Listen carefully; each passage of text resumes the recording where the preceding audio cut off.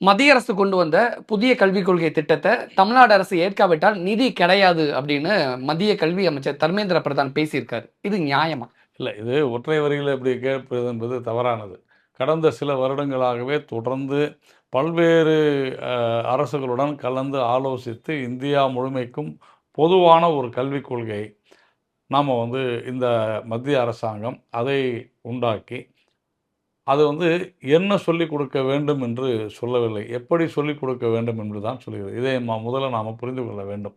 புதிய கல்விக் கொள்கை என்ன சொல்லிக் கொடுக்க வேண்டும் என்று சொல்லவில்லை. எப்படி சொல்லிக் கொடுக்க வேண்டும் என்று தான் சொல்கிறது.